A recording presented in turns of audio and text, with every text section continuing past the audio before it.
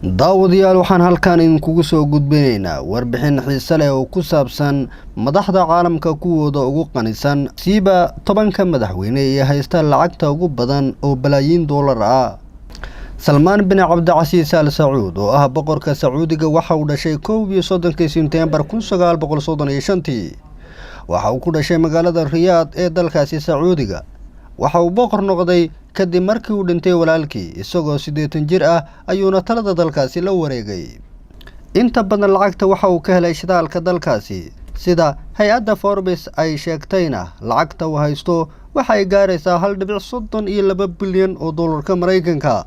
wuxuuna kaalinta tobnaad kaga jira liiska kala sareynta madaxda caalamka kuwooda ugu hantida badan. Sebastian Pinera madaxweynihii hore ee dalka Chile. ninkani waa siyaasi shirkada ayuu leeyahay, waa professor, waa dhaqaalayahan waana ganacsade. waxa uu dhashay 1 December 1944. wuxuuna ku dhashay magaalada Santiago ee dalkaasi Chile. intii u dhaxaysay 2010 ilaa 2014 waxa uu ahaa madaxweynaha dalkaasi Chile ee qaaradda Amerika.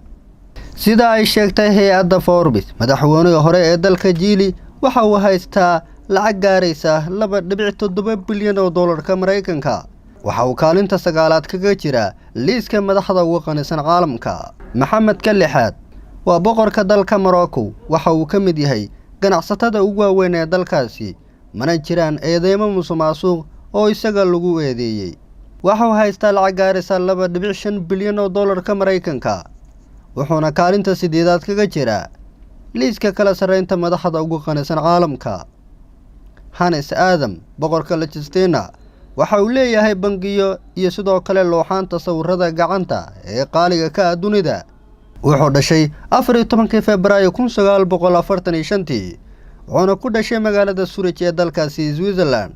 wuxuu rumaysan yahay in dimuqraadiyaddu ay tahay qaabka ugu wanaagsan ee la isku xukumi karo, inkastoo boqortooyadiisu ay khilaafayso arrintaasi. sida ay sheegtay hay'adda Forbes, lacagta uu haysto waa 3.5 bilyan oo dollarka Mareykanka. wuxuuna liiska madaxda ugu sarreysa caalamka ka galayaa lambarka 7. Donald Trump madaxweynaha dalka Mareykanka waa madaxweynaha 45aad dalka Mareykanka iyo madaxweynaha iminka talada haya ee dalkaasi. wuxuu dhashay 14 Juun 1946.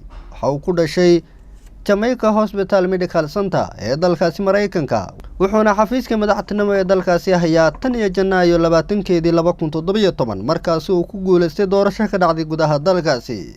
sida ay sheegtay hay'adda Forbes, Trump waxa uu haystaa lacag dhan 3.5 bilyan oo dollarka Mareykanka. wuxuuna madaxda ugu qanisan caalamka ka galayaa kaalinta 6. sidoo kale Donald Trump waa qofkii ugu horeeyay ee caan ah oo aad loo neceb yahay gudaha dalkaasi. ka hor inta uusan soo gelin siyaasadda, waxa uu ahaa shakhsi aad looga yaqaano telefishinada iyo ganacsiga gudaha dalka Mareykanka. Mohammed bin Rashid Al Maktoum madaxweyne ku-xigeenka dalka Imaaraadka Carabta waa madaxweyne ku-xigeenka iyo ra'iisul wasaaraha dalka Imaaraadka Carabta iyo amiirka Imaarada Dubai. waxa uu isbedel weyn ka sameeyay Dubai. waa nin kale boqolkiiba 99 ganacsiga gudaha dalkaasi. Mohammed bin Rashid lacagta uu haysto waxa ay gaaraysaa 4 bilyan oo dollarka Mareykanka. wuxuuna kaalinta 5aad ka galayaa liiska madaxda ugu qanisan caalamka.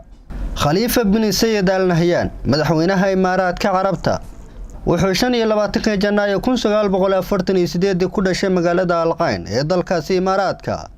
waxa uu caan ku yahay bixinta deeq dhan 460 milyan oo dollarka Mareykanka. wuxuuna isagu ku nool yahay nolol caadi ah. lacagta uu haysto waxa ay dhan tahay 15 bilyan oo dollarka Mareykanka. wuxuuna kaalinta 4aad kaga jira madaxda ugu lacagta badan dunida. Suldaanka Brunei waxa uu leeyahay guryaha ugu waaweyn caalamka, diyaarado u gaara iyo gaadiid ama baabuur kala duwan oo aad u tiro badan. sida ay sheegtay hay'adda Forbes ee qiimeyntan samaysay, waxa uu haystaa lacag dhan 20 bilyan oo dollarka Mareykanka. wuxuuna kaalinta 3aad kaga jira liiska madaxda ugu qanisan caalamka. boqorka dalka Thailand waa nin sumcad fiican ku dhexlay gudaha dalkiisa, waana wiilka kaliya ee ay iska dhaleen boqorka iyo boqorada dalkaasi Thailand. waxa uu haystaa boqorka lacag dhan 30 bilyan oo dollarka Mareykanka. wuxuuna kaalinta 2aad kaga jira madaxda ugu lacagta badan caalamka. Vladimir Putin madaxweynaha dalweynaha Ruushka waa madaxweynaha haatan ee dalkaasi Russia wuxuuna talada dalkaasi hayaa 7 May 2012. Putin waxa uu dhashay 7 Oktoobar 1952 wuxuuna ku dhashay magaalada St. Petersburg ee dalkaasi Russia. Putin waxa uu haystaa lacag dhan 40 bilyan oo dollarka Mareykanka. madaxweynaha dalka Russia Vladimir Putin waxa uu mushaar ahaan u qaataa sanad walba lacag dhan 187,000 oo dollarka Mareykanka.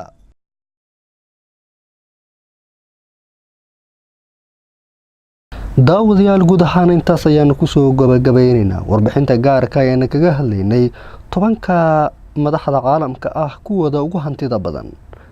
waa soo saaristii Maxamed Xasan Shiil iyo tabintii Maxamed Cabduqaadir Zilfa. Galmudug TV ayaad ka daawanaysaan.